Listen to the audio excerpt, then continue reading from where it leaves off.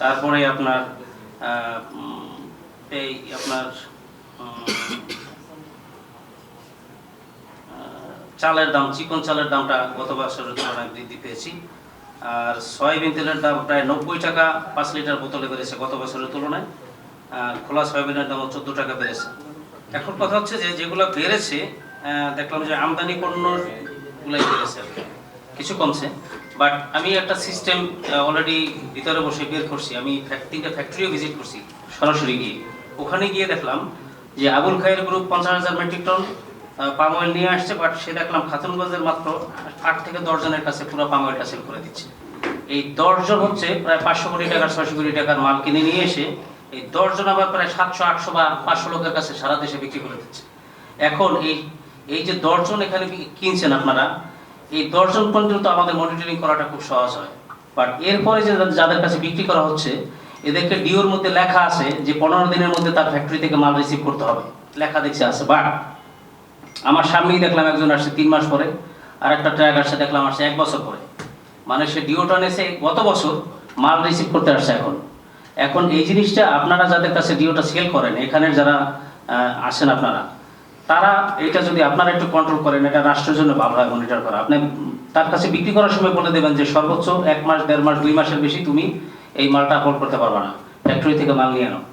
এই চেন সংকটের কারণেই কিন্তু ধাপে ধাপে দামটা বাড়ে।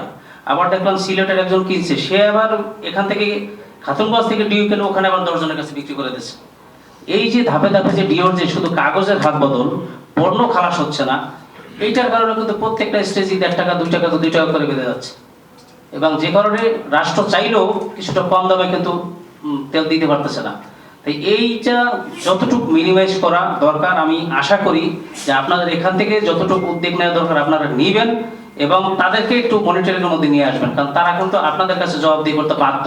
কারণ তার কাছে সরাসরি আবুল খায়ের মাল বিক্রি করবে না, সিটি গ্রুপ করবে না, মেঘনা গ্রুপ করবে না, মালটা নিতে হয় আপনাদের থেকে। আমার অনুরোধ থাকবে, আপনাদের আন্তরিকতা আছে এটা আমরা জানি, বাট এই কন্ট্রোলটা আপনারা করবেন।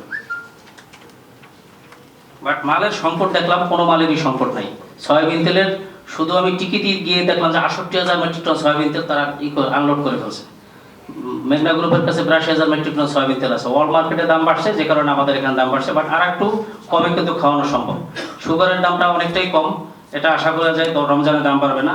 আর বাকি যেগুলো এই যে আদার জিনিসটা, আপনারা খাতুনগঞ্জ থেকে একটা কমিটি করে নিজের একটা মনিটরিং সেতু গঠন করেন। আপনারা কিন্তু বিভিন্ন বাজারে যান, আমি গত বছর দেখছি। আপনারা একটু মনিটরিং করেন, অনেকটা সংবাদ সম্মেলন করেন, যাতে মেসেজটা সবার মধ্যে যায়।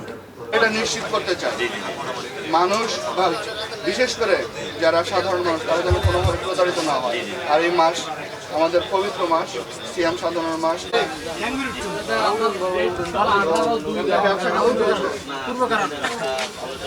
হ্যাঁ, বাজারে কোনো চাঁদাবাজি আছে? কোনো চাঁদাবাজি নেই, হ্যাঁ? বাজারে কোনো কিছু কোনো ঘাটতি আছে? আচ্ছা, তাহলে কিন্তু জিনিসের দাম বাড়ানো, ঠিক আছে, দাম আরো অনেক কমে গেছে। কমে গেছে, পেঁয়াজ একদম এভরিথিং সব কমে গেছে। আচ্ছা, উঠে যায়, ঠিক আছে। এটা কেন? এখন আমাদেরকে এই চিন্তা করতে হবে যে রমজান মাস কোনো উৎসব আসলে তখন আমাদের জিনিসের দাম কমাতে হবে। আমরা এই মেন্টালিটি দিয়ে আগামীতে ব্যবসা শুরু করবো। আপনারা সুন্দরভাবে ব্যবসা করেন, আমরা আমাদের পাশে আছি, কিন্তু জনগণকে প্রতারণা কোনোভাবে প্রতারিত করা যাবে না। আপনি যখন জিনিসটা বিক্রি করবেন আপনার রিসিপ্টটা লিখে দেবেন, ঠিক আছে?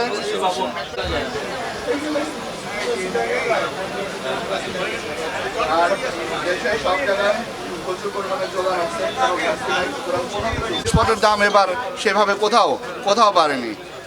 তবে আমরা মনিটরিংটা অব্যাহত রাখছি, আমাদের মোবাইল টিম অব্যাহত আছে, যাতে কোনোভাবেই আমার কোনো মানুষ, কোনো নাগরিক কোনোভাবে প্রতারণার শিকার না হয়। কেউ যেন আসলে কোনোভাবে ভিতর থেকে কোনো রকম মেকানিজম করে যে সেখানে তারা লাভ করে নিয়ে মানুষকে ক্ষতিগ্রস্ত করবে, এই সুযোগ নাই। এই যে গোয়েন্দা সংস্থার যে প্রতিবেদনটা আসছে, এটা কিন্তু অত্যন্ত উদ্বেগজনক একটা বিষয়।